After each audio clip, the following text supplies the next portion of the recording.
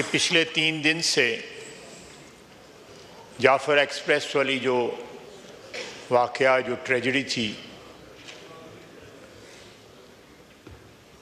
वो जिस तरह अनफोल्ड हुई और जिस तरह उसका इख्तिताम अल्हम्दुलिल्लाह हमारी अफवाज ने जिस तरह इस क्राइसिस को एग्रीवेट होने से बचाया, खुदा न खास्ता बहुत सी कैजुअल्टीज़ हो सकती थीं। और जिस तरह उनका कंप्लीटली जो है आप कह सकते हैं कि सफाया किया, जितने भी लोग जो इस इंसिडेंट में दहशतगर्द जो इन्वॉल्व थे, वो दहशतगर्दी के ख़िलाफ़ हमारी जो जंग है उसमें ये एक बड़ा माइलस्टोन है जिसके ऊपर सारी कौम जो है फ़ख्र कर सकती है कि हम इस जंग में अगर इसी तरह टोटल कमिटमेंट के साथ पूरी कौम जो है अपनी अफवाज के साथ खड़ी रहे तो कोई शक नहीं है कि हम इस जंग में फातेह होंगे। लेकिन मैं अफसोस के साथ कहूँगा कि इस सारे वाक़यात को जो भी 3 दिन में हुए या जो भी दहशतगर्दी जो है जिसमें नहते मुसाफिरों को और उसमें कौमियत या सूबाई ताल्लुक़ की बुनियाद के ऊपर जिस तरह मुसाफिरों को अलहदा किया गया, उससे ज़्यादा अफसोसनाक बात यह है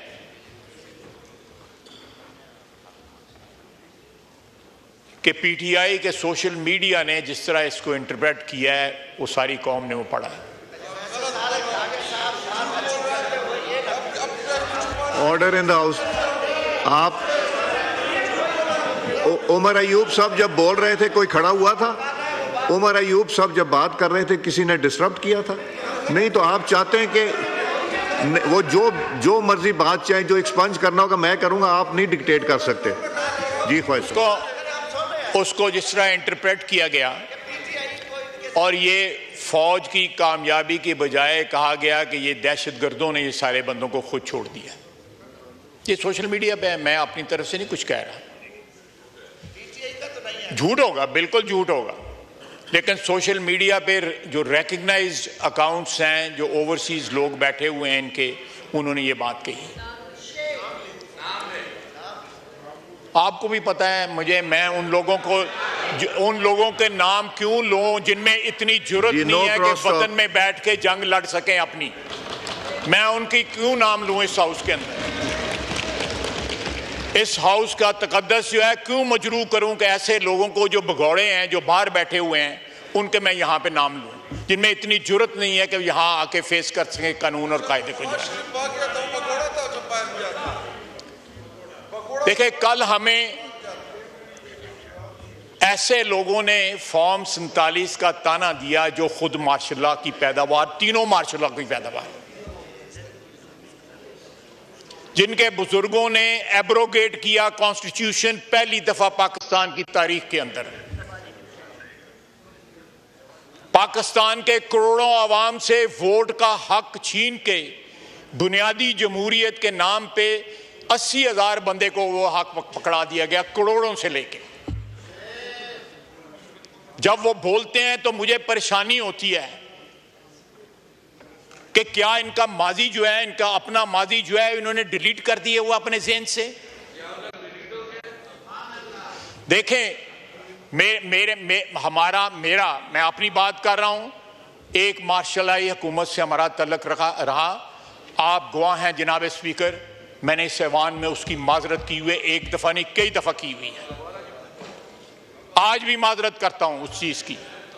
लेकिन आप, कोई शर्म होती है, कोई हया होती है कि कम से कम जहां आपका तल्लुक रहा हुआ है उसके ऊपर तो ना इस तरह बातें करें कि जी ये जमहूरियत ये है। जमहूरियत का सबक वो ले दें जिन्होंने जमहूरियत के लिए कुर्बानियां दी हुई हैं। बैठे हुए हैं ना, ये जमहूरियत के लिए कुर्बानियां दी हुई हैं, ये बैठे हुए हैं जमहूरियत के लिए कुर्बानियां दी हुई हैं। ये 4 साल जो इनकी हुकूमत रही है, इधर जनरल बाजवा और जनरल फैज बैठ के, आप भी थे, इधर बैठे हुए थे और ब्रीफिंग दे रहे थे कि इन दहशतगर्दों को वापस ला के बसाना जो है वो पाकिस्तान के हक में बड़ा अच्छा है।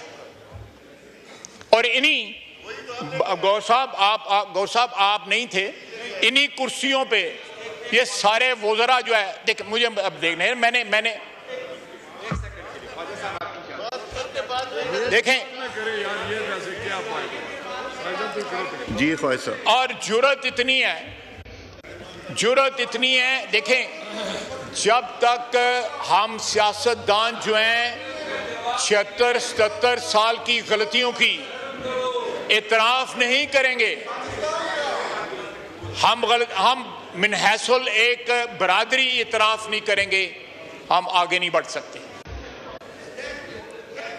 आज भी मौका है कि ये मुख्तलिफ आवाजें जो हैं इन्होंने आपस में ये बांटे हुए हैं सारे काम, कि फलाना गालियां देगा, फलाना दहशतगर्दी की हमायत करेगा, फलाना ये करेगा, फलाना ये करेगा। आप देखें वो मेरा भाई आज वो बैठा हुआ है, 4 महीने हो गए इसको वो कुर्रम और पारा चिनार का बैनर पकड़े हुए जो है, वहां पे अमन हुआ है, वहां पे अमन हुआ है। इस ऐवान में आप बार बार मैं ये बात रिपीट करता हूं, 4 हमले इस्लामाबाद पे हो गए हैं, लेकिन क्या दहशतगर्दों के खिलाफ कोई हमला हुआ है केपी के अंदर?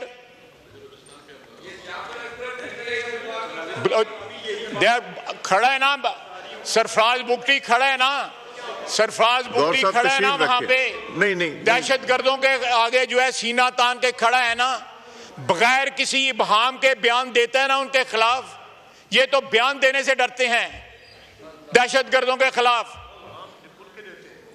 ये यहां तारीफें हो रही थी, यहां ये मेरे सामने जो फर्श है इसके ऊपर तारीफें हो रही थी कि दहशतगर्द आएगा और वो क्या हो जाएगा, दूध और शहद की नहरें जो है केपी में बहनी शुरू हो जाएंगी। वो कौन थे मुस्लिम खान और महमूद खान? वो बुचर ऑफ स्वाद जो है वो कौन था? यहां पे बसाया गया। आज दहशतगर्दी मैं 80 की दहाई में मार्शला की हुकूमत रही, मैं उसमें बात करता हूं, हमारी वाबस्तगी रही, हमारी पार्टी की भी, अफराद की भी, मेरी भी, मुझे उस पर बात करते हुए निदामत होती है। इनको पूछें कि सारी की सारी पार्टी जो है, चंद अफराद हैं, गौर साहब भी वो भी हिजरत करके आए हुए हैं इस पार्टी में, ये सारे के सारे अपने माजी की तरफ नजर दौड़ाएं कि कल मैं तो दौड़ा रहा हूं तो मैं तो माफी मांग रहा हूं उसकी। आप देखें, आप नहीं करने दें, कोई फर्क नहीं पैदा है। अगर इधर से कोई बात करेगा वो भी बात नहीं करने देंगे। ये बड़ा एक इंपॉर्टेंट इशू है। नहीं आप तशरीफ नहीं, आपको नहीं दूंगा। देखें वो बात जो कर रहे हैं मेरा बरखुरदार है, भाई है, इधर ही ये जनरल मुशर्रफ के साथ भी बैठे हुए थे। ये जनरल मुशर्रफ आपको नहीं समझ आएगी, आपको वाकई नहीं समझ आएगी। ये भी रूल की खिलाफ वर्दी है गौहर साहब। ये दिखाना, बैनर उठाना, ये भी रूल की, जब उमर अयूब साहब को ये रूल भी पढ़ा दीजिएगा। जी बात करें ख्वाहिश साहब बात कर लें बात। नहीं ख्वाहिश साहब मैंने नहीं देना, चलें ठीक है जनाब। देखें कल हमने एक आवाज जो है इन बेंचों से नहीं उठी जब लीडर ऑफ ऑपोजिशन तकरीर कर रहे थे। उन्होंने हमारी क़यादत को, प्रेसिडेंट ऑफ पाकिस्तान को, सबको अटैक किया। प्रेसिडेंशियल एड्रेस में या बजट की तकरीरों में इस किस्म की बातें होती हैं और अलाउ भी की जाती हैं। अगर आज मैं उन चीज़ों का जवाब दे रहा हूं तो कोई थोड़ी सब्र कर लें। मैं आप शर्म और या नहीं कहूँगा, मैं कहूँ सब्र कर लें थोड़ा सा।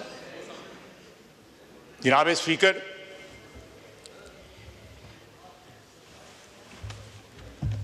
हर चीज को कल गैर कानूनी कहा गया। आपको भी गैर कानूनी कहा गया, वज़ीर आज़म को भी गैर कानूनी कहा गया, प्रेसिडेंट को भी गैर कानूनी कहा गया।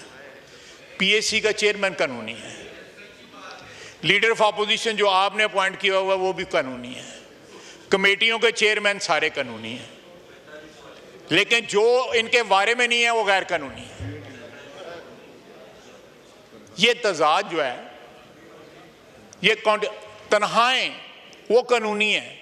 वो बाहर धरना दिया, 11 गाड़ियां भी सरेंडर नहीं की हुई थी, गाड़ियां भी लेके फिरते थे, कमेटियों के जो है वो भी अलाउंस लेते थे।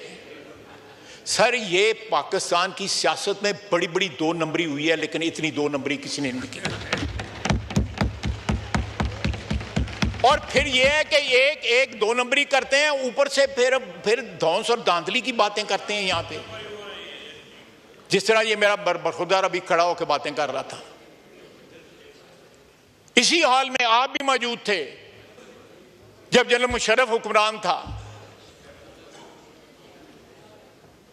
हमने सब कुछ विटनेस किया हुआ है कि उस वक्त कौन क्या बात करता था, लीडर ऑफ अपोजिशन क्या बात करते थे। जिस तरह वो शौकत अजीज की मालिश किया करते थे, आपको ये आप बारे में प्रोफेशनल मालिशी उस तरह नहीं मिलेंगे जिस तरह वो मालिश किया करते थे।